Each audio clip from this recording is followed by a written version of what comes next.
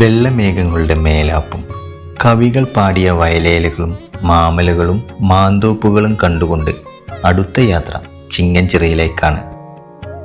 കൊല്ലങ്കോട്ട് നിന്നും 10 കിലോമീറ്റർ ഉണ്ട് തെക്കു കിഴക്കായ ചിങ്ങഞ്ചിറ എന്ന പ്രകൃതി ക്ഷേത്രത്തിലേക്ക്. പാലക്കാട് ചിറ്റൂർ തത്തമംഗലം വഴി സ്ഥിതി ചെയ്യുന്ന ഈ ക്ഷേത്രം ആത്മീയതയും പ്രകൃതിയും ഒത്തുചേരുന്ന ഒരു പ്രത്യേക അനുഭൂതിയാണ് നൽകുന്നത്. പണ്ട് കാലത്ത് സിംഹം വെള്ളം കുടിക്കാനെത്തിയ ചിറ, അതിൽ നിന്നാണ് ചിങ്ങഞ്ചിറ എന്ന സ്ഥലപ്പേരുണ്ടായത് എന്ന് പറയപ്പെടുന്നു.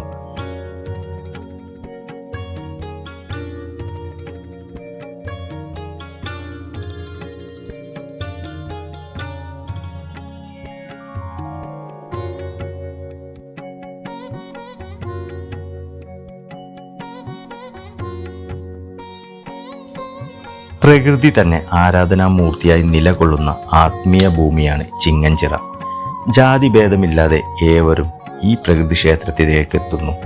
സ്വന്തമായി പൂജ ചെയ്ത് പ്രാപ്തിക്കനുസരിച്ച് കോഴിയോ ആടിനെയോ കുരുതി കൊടുത്ത് തൊട്ടടുത്തുള്ള സ്ഥലത്ത് അടുപ്പ് കൂട്ടി ചോറും കറിയും വെച്ച് മൂർത്തിക്ക് നേദിച്ച് തൊഴുത് അനുഗ്രഹം വാങ്ങുന്നതാണ് ഇവിടുത്തെ രീതി. വീടുപണി തടസ്സമില്ലാതെ നടക്കാൻ വീടുകളുടെയും കുട്ടികളില്ലാത്തവർ തൊട്ടിലുകളുടെയും രൂപവും അവിടെയുള്ള ആൽമരങ്ങളിൽ പലയിടങ്ങളിലായി തൂക്കിയിട്ട് പ്രാർത്ഥിക്കുകയാണ് ചെയ്യാറ്.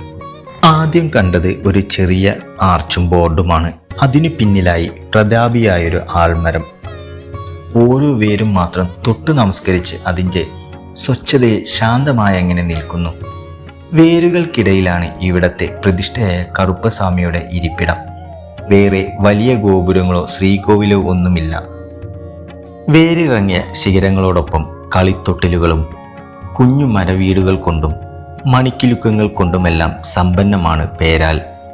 കാടിനോട് ചേർന്ന് നിൽക്കുന്ന തമിഴ് ദേവതാ സങ്കല്പമാണ് കറുപ്പസ്വാമി. മനുഷ്യനും കന്നുകാലികൾക്കും സംരക്ഷണം നൽകാനും കാര്യസാധനത്തിനായും സമീപിക്കുന്ന തമിഴ് ഗ്രാമവാസികളടക്കം ഇവിടെ എത്തുന്നതാണ്. ശബരിമല അയ്യപ്പന്റെ സഹായത്തിനെത്തിയ ശിവഭൂതമാണ് കറുപ്പസ്വാമി എന്നൊരു ഐതിഹ്യവുമുണ്ട് ഇവിടെ.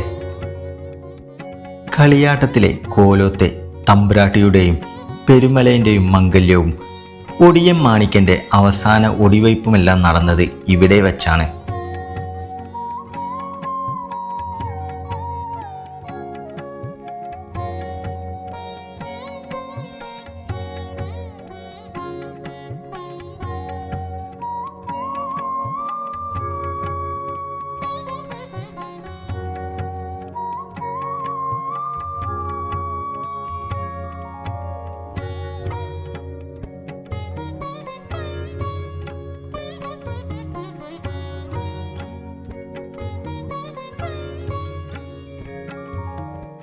സന്ധ്യമയങ്ങിയ ചിങ്ങഞ്ചിറയിലെ കഥകൾക്ക് പേടിയുടെ ഒരു താളമുണ്ട്.